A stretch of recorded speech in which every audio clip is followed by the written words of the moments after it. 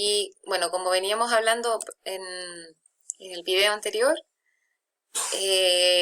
otro factor entonces importante, gravísimo, que intensifica la crisis hídrica es la falta de información. De hecho, de más de 1094 pozos, solo 145 en el país tienen mediciones útiles de niveles y de química. Solo 145 de 1094. Además, después de ser utilizados estos pozos, el 87% queda inutilizado, es decir, no queda disponible, por ejemplo, para el registro de datos. Por lo tanto, para el concepto de crisis hídrica y sequía tenemos 3 puntos importantes que hemos mencionado en esta charla. Por una parte, la disminución de las precipitaciones, la drástica disminución de recarga. En segundo lugar, la alta demanda de agua, el gran uso, que también viene acompañado con el sobreotorgamiento de derechos en zonas donde ya la recarga hace mucho tiempo que no da abasto para la cantidad de agua que se extrae en esas zonas. Sobre todo esta alta demanda va dirigida, como ya se vio, principalmente al uso agrícola, pero también hay que tener en cuenta el uso que finalmente conforma el sustento del desarrollo social y económico a medida que los países y el mundo avanza y va acelerando también el desarrollo industrial, también genera lamentablemente una gran alza en la demanda de agua. Y por último, el tercer punto corresponde a la gran falta de información y a la muy mala gestión que está dividida en el país en más de 30 instituciones de ministerios distintos. El recurso hídrico no puede seguir dividido en tantos factores. Sin embargo, por nuestra parte, nosotros sí podemos poner un granito de arena. Puede ser que ante la campaña que promovió el gobierno en algún momento de báñate en 3 minutos y báñate durante que la ducha dure lo que dura tu canción favorita, se vio ridiculizado porque claramente el enfoque principal no debería ser ese. Pero eso no implica que sí sea una buena medida. Nosotros formamos parte de ese 4,5% que responde al agua potable. Por lo tanto, tampoco podemos decir y descansar sobre que el resto del agua la están ocupando principalmente en riego. Nosotros también podemos contribuir de una manera importante, a menos que dejemos de, no sé, tenemos que aportar que sea un granito de arena. En este caso, podemos aportar con prácticas sustentables, como lo que ya hablábamos, por ejemplo, que se muestra en esta gráfica, duchas breves, regar de noche, cosa que el agua quede más tiempo y no se tenga que aplicar más agua para regar, puesto que cuando hace mucho calor el agua se va evaporando. Usar una fuente, por ejemplo, para lavar la loza o generar una lavaza. Y también no lavar de una prenda.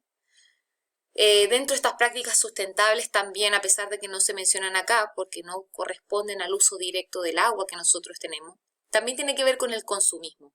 En el consumismo va mucha agua invertida y en ese caso no solo estaríamos aportando a disminuir el uso de agua potable, sino que también el uso industrial.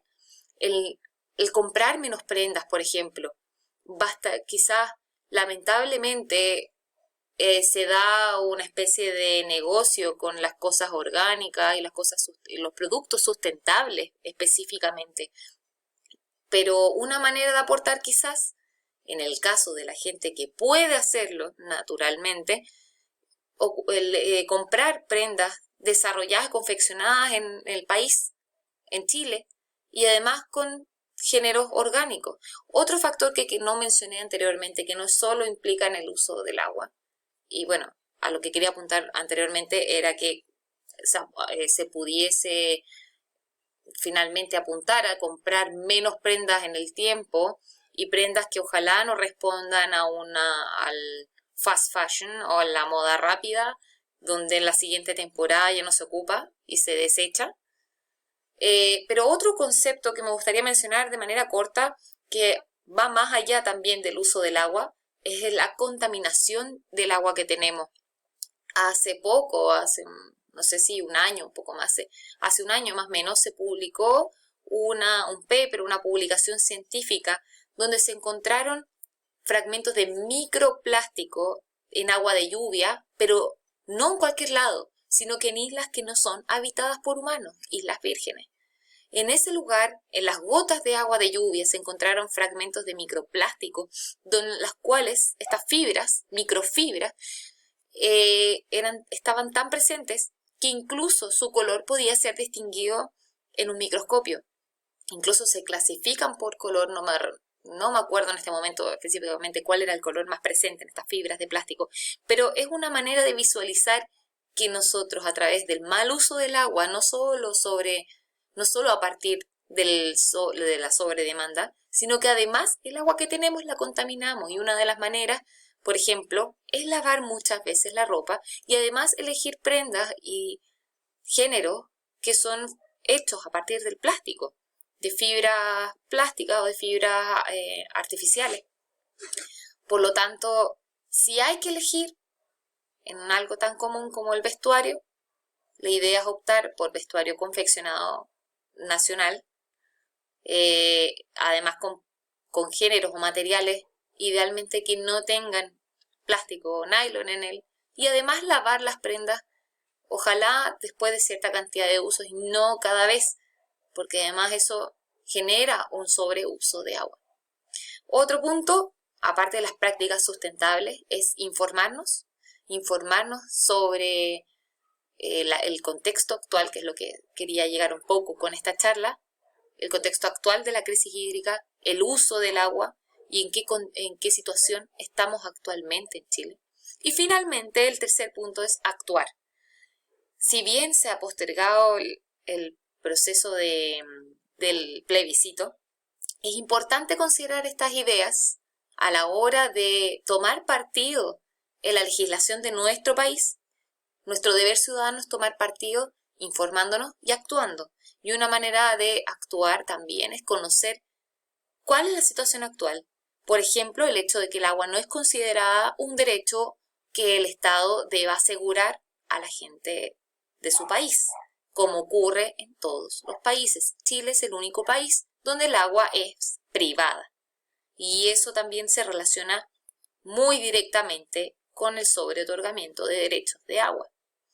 Por lo tanto, el actuar es finalmente el verbo o la acción, valga la redundancia, que sella una buena cadena de acciones para poder frenar la crisis hídrica o al menos desacelerarla, porque ya frenarla se ve como una tarea muy difícil.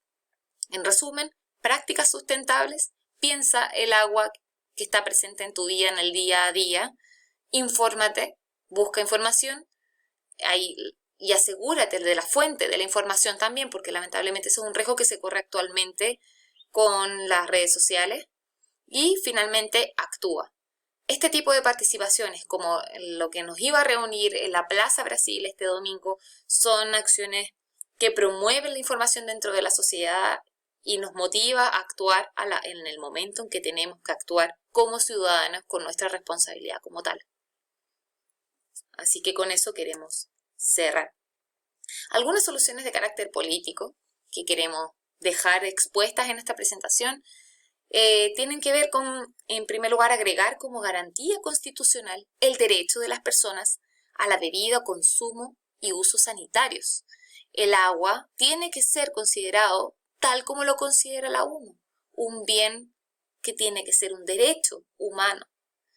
En segundo lugar, una gestión que debe ser desarrollada de manera integral en cuanto a los recursos hídricos, no dividida en más de 30 instituciones. De ese mismo modo, se puede manejar de manera más eficiente la información disponible y actuar de manera más eficiente también. En tercer lugar, avanzar en la normativa regulatoria, es decir, llevar a cabo todos estos cambios de manera concreta, cambiando, por ejemplo, el Código de Aguas y participando también en el plebiscito. Y en cuarto lugar, la protección efectiva de los cuerpos de agua, y este punto obviamente se puede llegar a esto si desarrollamos los puntos anteriores, teniendo información más completa, teniendo una gestión integrada de los recursos hídricos y asegurando el bien hídrico o el agua como un derecho básico. A partir de eso también se promueve la protección de los cuerpos de agua, el desarrollar la protección conociendo la información de las cuencas. Las cuencas están conectadas entre sí, desde la recarga de una cuenca se caracteriza por un área donde existe una recarga, se identifican las recargas y existe una salida de agua también identificada. Y las cuencas están conectadas entre sí. Esa conexión también debe ser considerada a la hora de promover distintas políticas que tienen que ver con el recurso hídrico. Muchas gracias por poner atención a esta charla. Es la primera charla que damos como agrupación de jóvenes hidrogeólogos, por lo tanto, cualquier duda que tengan, sobre todo cosas que no han sido mencionadas en esta charla, porque siempre el tiempo se hace corto, pueden escribirnos al correo que a continuación se presenta, que es shn.chile@gmail.com. Cualquier duda la estaremos contestando a través de ese medio y también nos puede seguir en redes sociales como en Instagram, como shn.chile y también en Facebook. Muchas gracias y estén atentos a nuestras informaciones.